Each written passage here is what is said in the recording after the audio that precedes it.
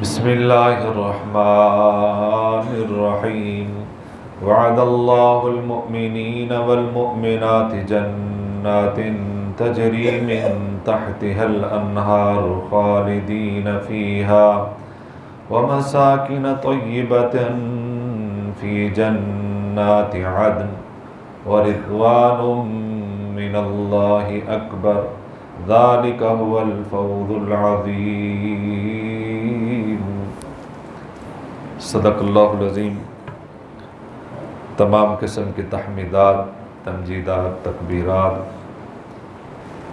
تقدیسات اور تحلیلات اللہ رب ذوالجلال والاکرام کے لیے، بے شمار لا تعداد انگنت بے حد و حساب درود و سلام سرور کائنات امام الانبیاء احمد مجتبی حضرت محمد الرسول اللہ صلی اللہ علیہ وسلم کی ذات مقدس پر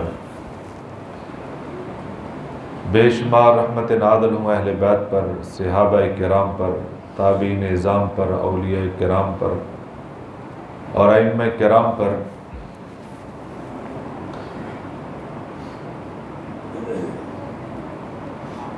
آج کا موضوع کیا اللہ ہم سے راضی ہے؟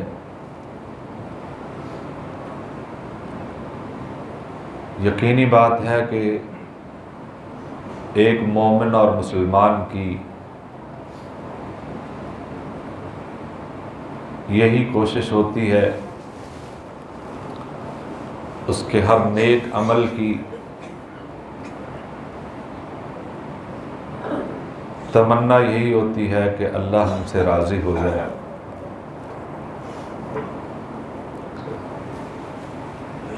کیونکہ یہ اللہ کی رضا، اللہ کی خوشنودی، یہ بہت بڑی نعمت ہے۔ یہ جو میں نے آیت تلاوت کی ہے سورہ توبہ کی،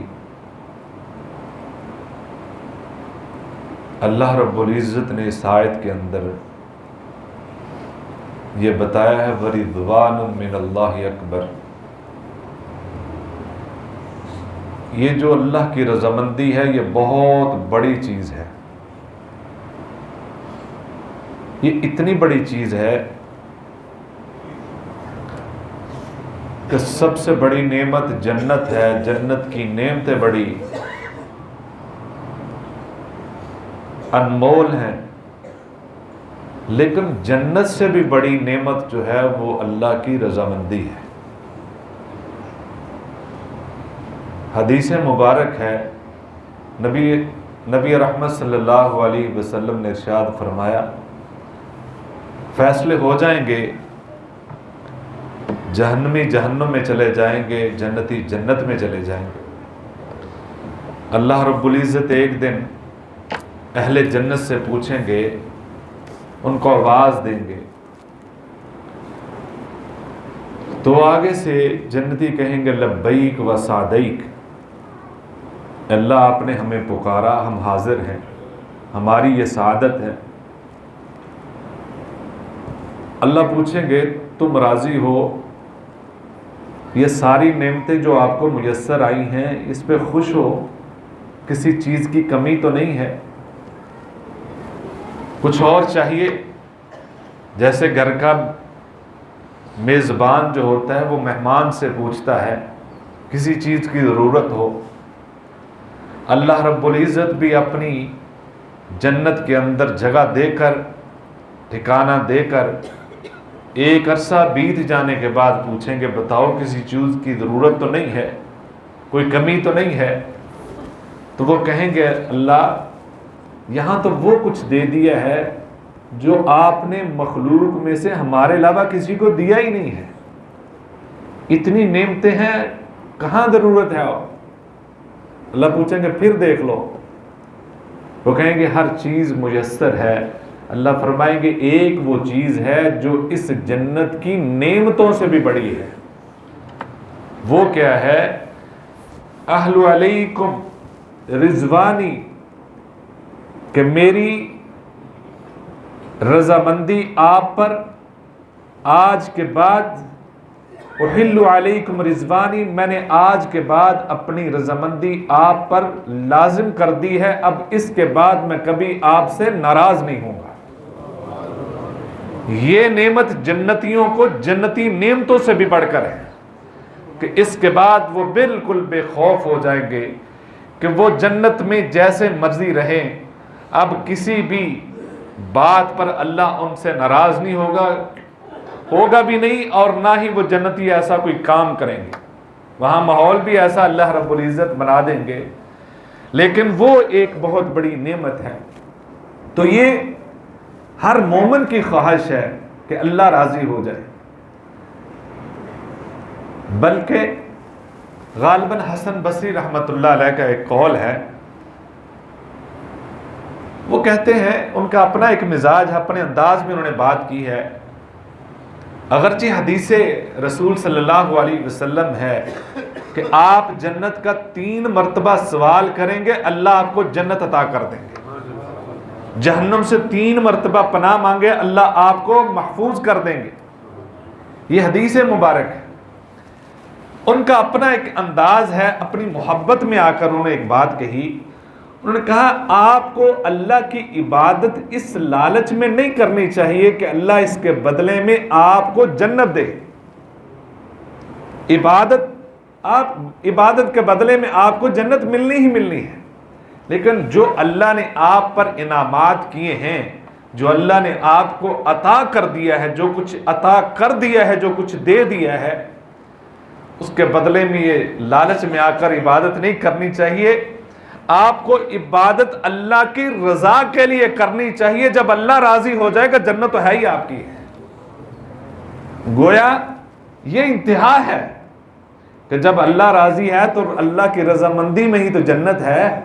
تو اس انداز میں اتنی خشوع، اتنی توجہ اور اتنا شوق ہونا چاہیے اللہ کی طرف کہ اللہ ہمارے اس ہر ایک عمل سے راضی ہو جائے۔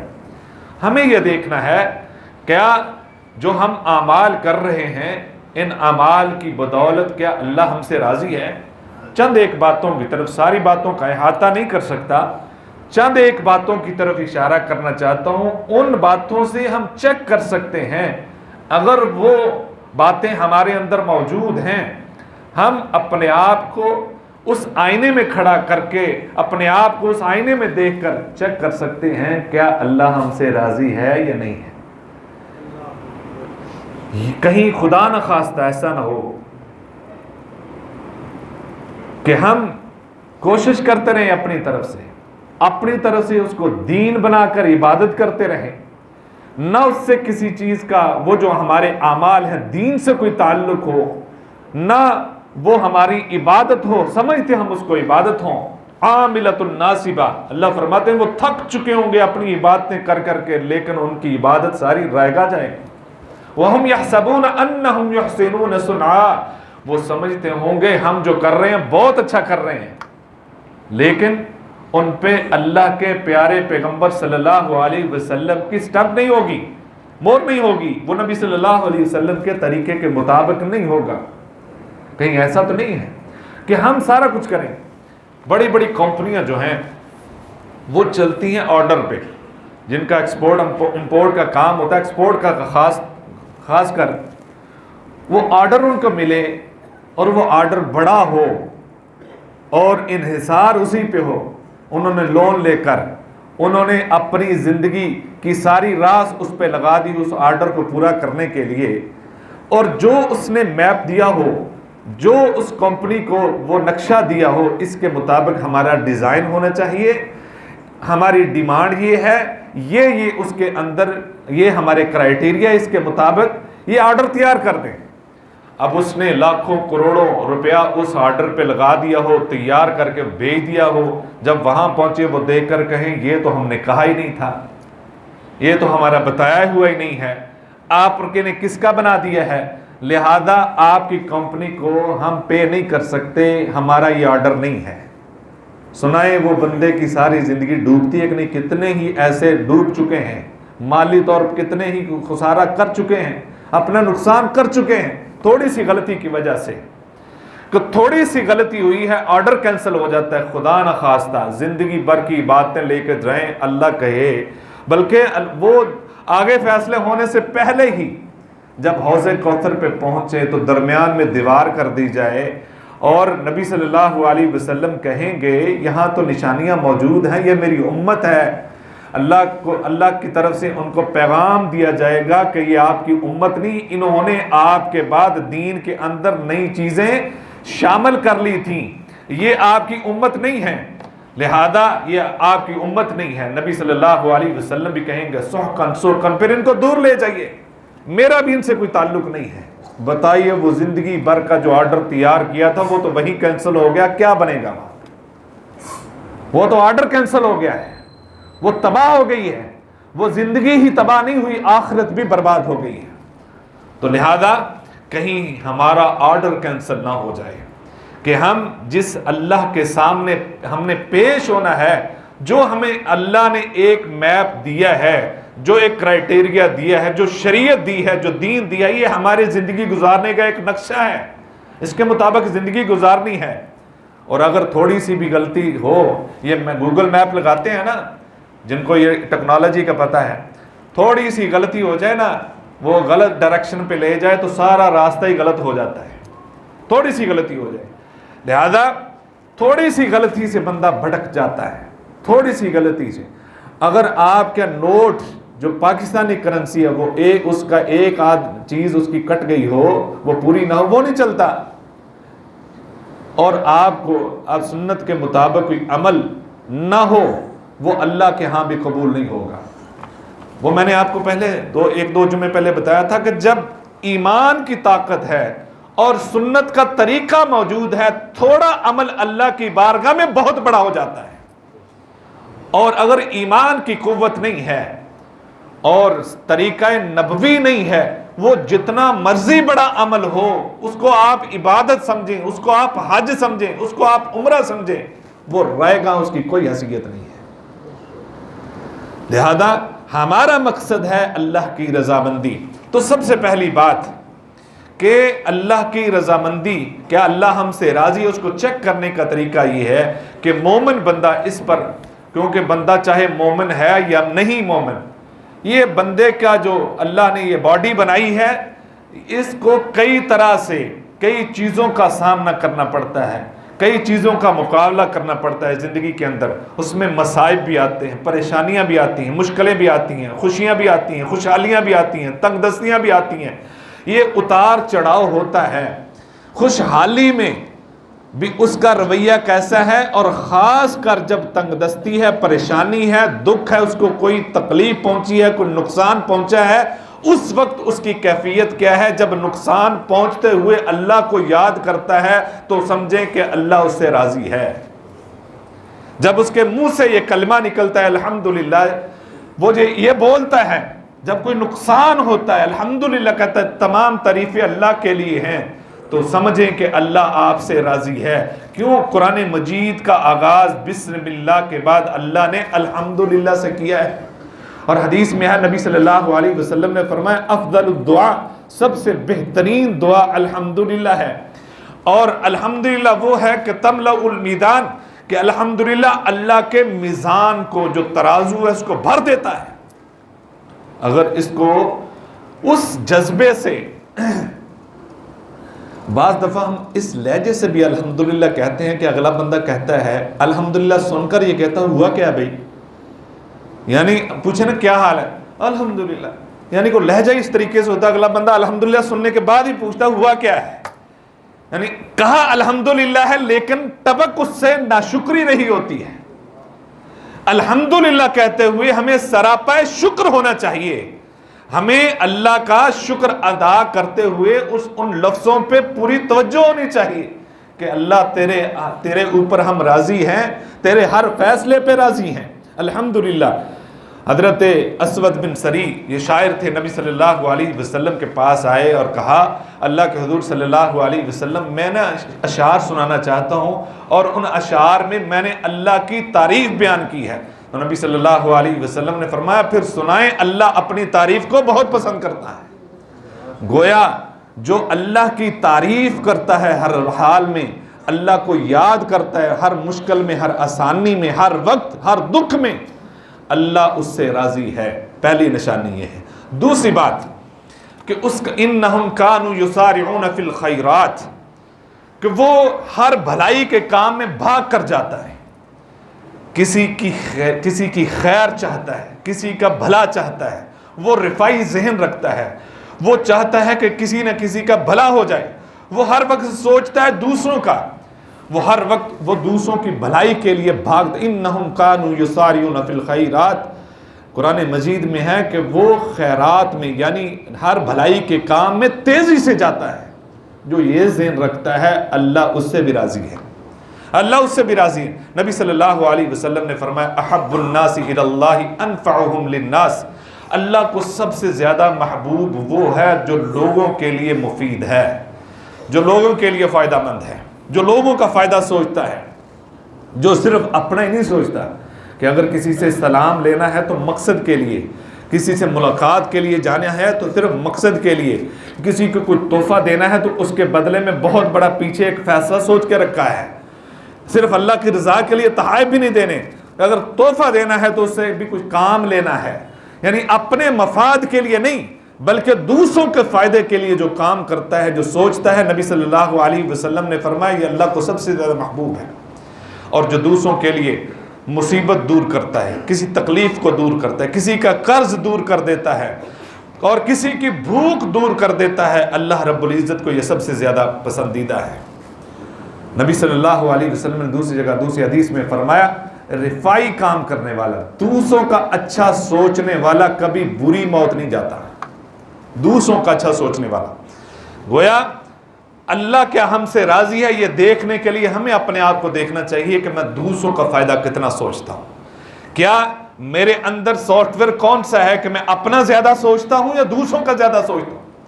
میں خود غرض زیادہ ہوں یا دوسروں کی اغراض سے زیادہ مجھے لنک ہے، زیادہ سوچتا ہوں، ان کے بارے میں زیادہ فکر مند رہتا ہوں؟ اگر یہ ہے تو اللہ آپ سے راضی ہے۔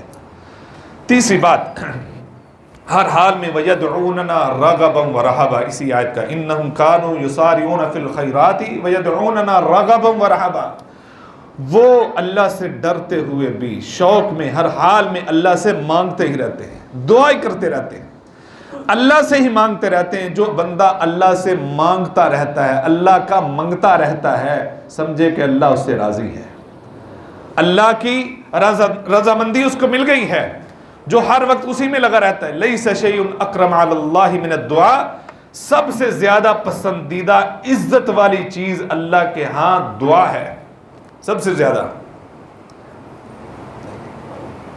والدین کو کبھی آپ دیکھیں کہ بچے جب ان سے ڈیمانڈ کرتے رہتے ہیں تو والدین باروب لگتے ہیں، ان کی حیثیت کہیں بڑھ کر لگتی ہے۔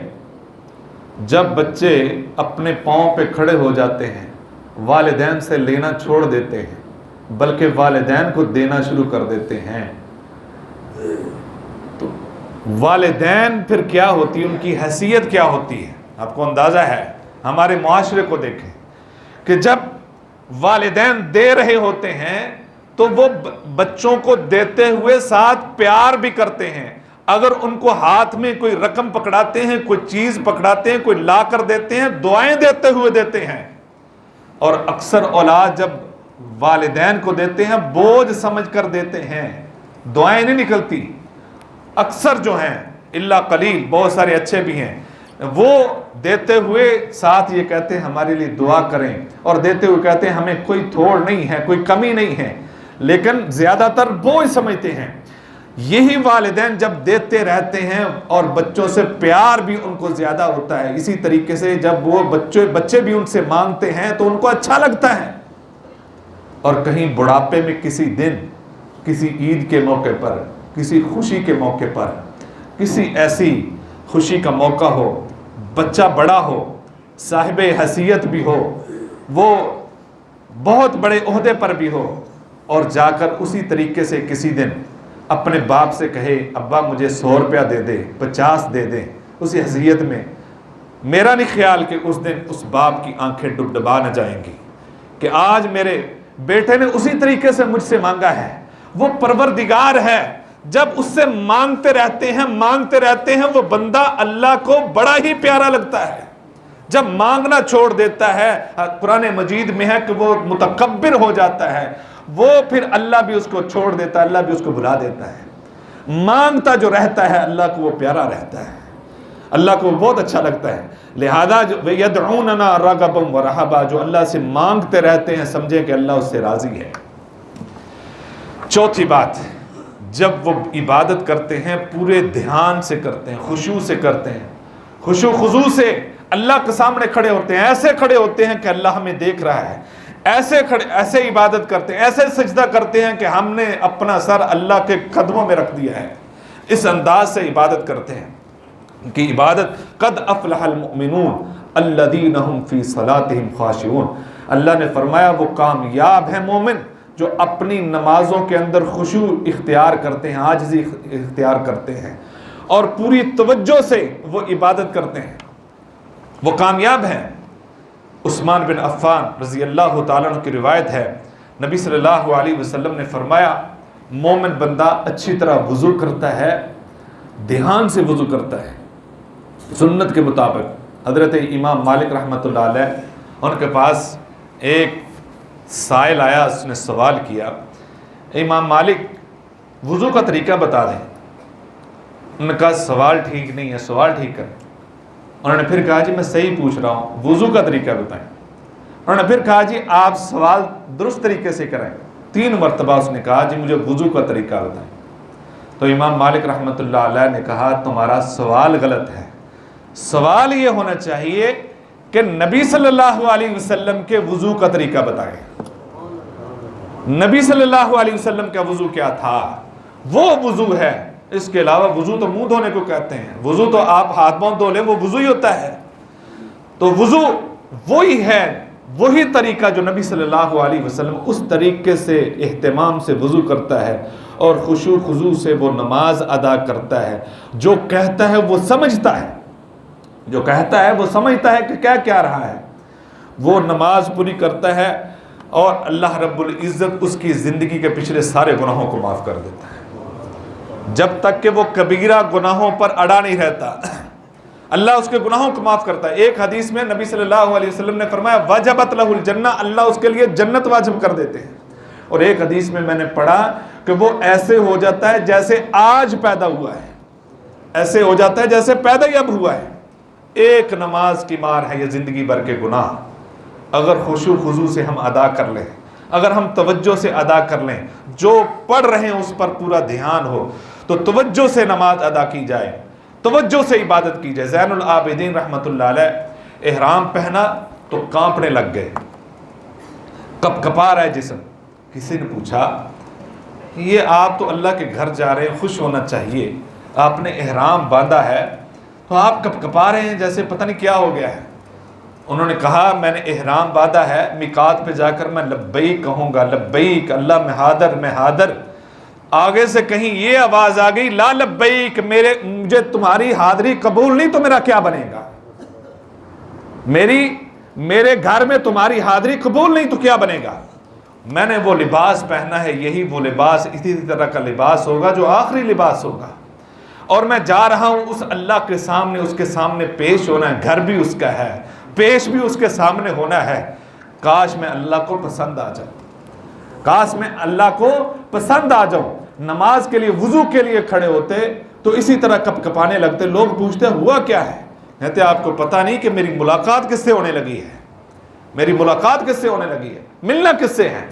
لہذا اللہ کے سامنے اگر کھڑا ہونا ہے، کھڑا ہونے میں عام بندے میں، عام حالت میں اور اللہ کے سامنے کھڑے ہونے میں فرق ضرور ہونا چاہیے.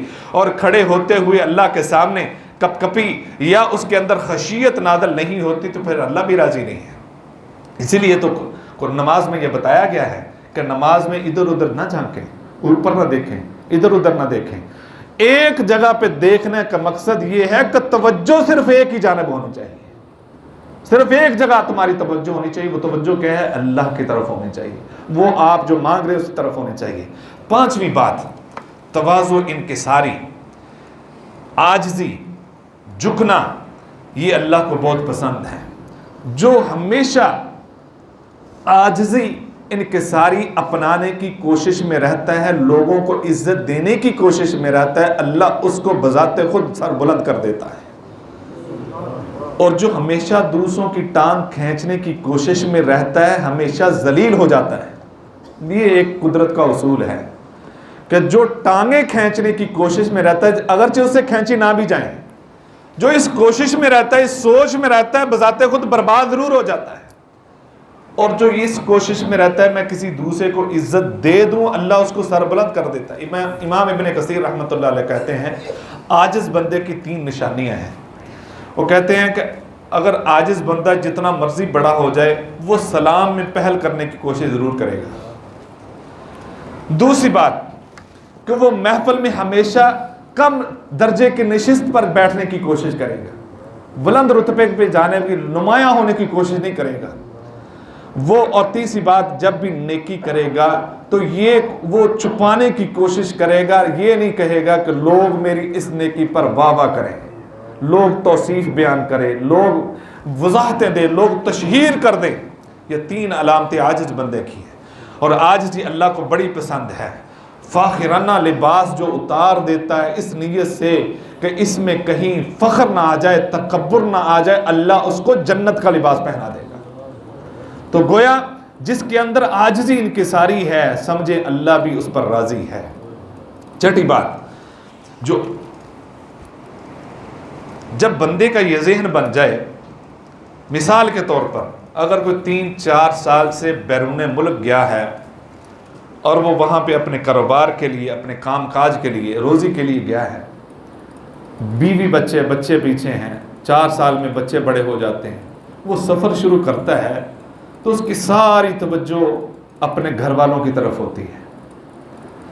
کہیں بھی کوئی گیا ہو, خاص پر کہ اگر زیادہ وقت گزرا ہے تو اس کی توجہ گھر والوں پہ ہوتی, بچوں پہ ہوتی ہے. میرا چھوٹا بچہ تھا اب اتنا بڑا ہو گیا ہوگا, بڑا بیٹا اتنا بڑا ہو گیا, اس کلاس کی فلاں کلاس ہوگی, یہ سٹڈی کر رہا ہوگا, میری اماں میرے ابا فلاں ہوں گے, بھائی ایسے ہوں گے, یہ ساری سوچیں ہوں گی.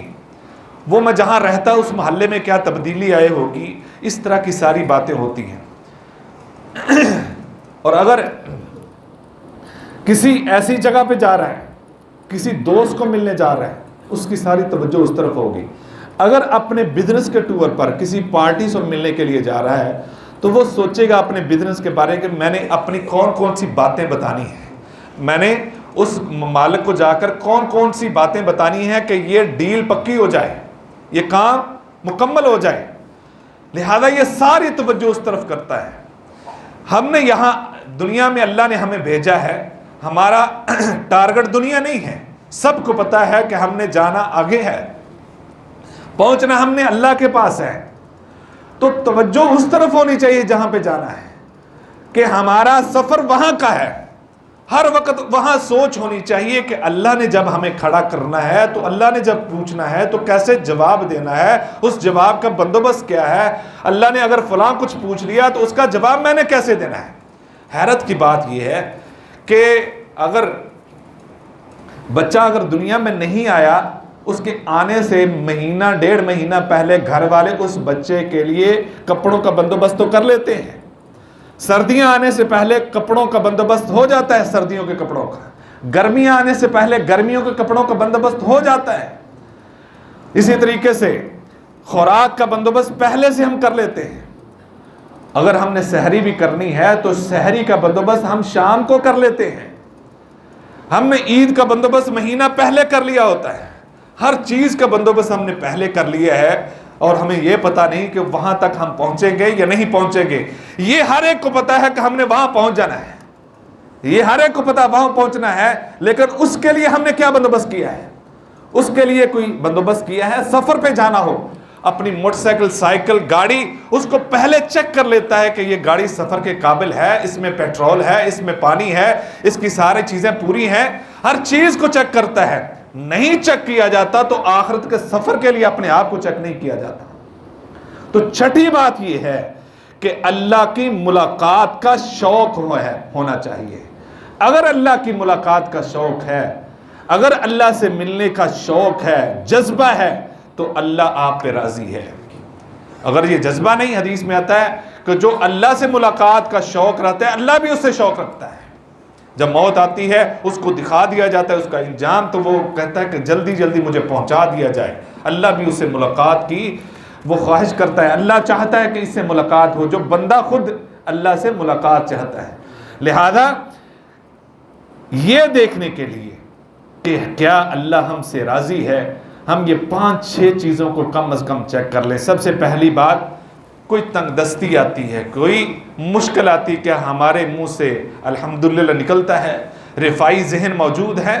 کثرت دعا ہم لازم پکڑتے ہیں؟ اور اسی طریقے سے جب عبادت کرتے ہیں خشوع خضوع سے کرتے ہیں، عاجزی انکساری ہمارے اندر موجود ہے.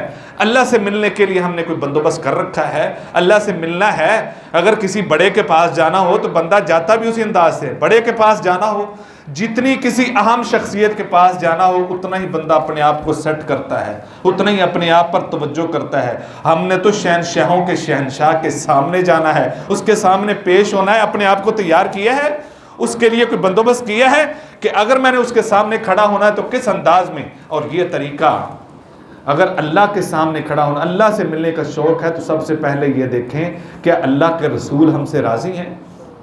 کیا اللہ کے رسول ہم سے راضی ہیں؟ اگر ہم نے ان کی سنت کے مطابق زندگی گزار لی تو اللہ کے رسول راضی ہیں تو اللہ بھی راضی ہے. پھر ہم نے تیار کیا ہے. انٹرویو کے لیے کہیں جانا ہو، بندہ بہت کچھ سوچ کر جاتا ہے. سب سے پہلے اپنی پرسنالٹی کو سیٹ کرتا ہے، وہ ویسے ہی کرتا ہے جیسی اس کمپنی کی ڈیمانڈ ہوتی ہے. لباس بھی وہی پہن کے جاتا ہے جیسا لباس اس کمپنی کے اندر چلتا ہے. یونیفارم جیسی چلتی ہے اس طرح کے کرنے کی کوشش کرتا ہے. کیا مثال کے طور پر فرض کیا ہمارا انٹرویو نبی صلی اللہ علیہ وسلم بطور مسلمان لے رہے ہوں، بلا لیں بھئی آ جاؤ کہ اے مسجد نمرہ والو، آج آپ کا انٹرویو بطور مسلمان، تم میرے امتی ہو یا نہیں ہو. تصور کریں آپ، کیا ہم انٹرویو دینے کے قابل ہیں؟ سوچئے ذرا، تصور کیجئے. اگر اللہ کے پیارے پیغمبر صلی اللہ علیہ وسلم کو انٹرویو دینے کے لیے آپ راضی ہو گئے اور تیار ہیں، اپنے آپ کا بندوبست کر لیا ہے، تو سمجھے اللہ بھی آپ سے راضی ہے. اور اگر یہ چیزیں آپ کے اندر موجود ہیں، یہ صفات موجود ہیں، یہ خصائل موجود ہیں، یہ عادات اور یہ صفات موجود ہیں، سمجھیں کہ اللہ آپ سے راضی ہے. اور اگر نہیں تو اس کا بندوبست کریں، اللہ ہم سے راضی ہو جائے. وآخر دعوانا الحمدللہ رب العالمین.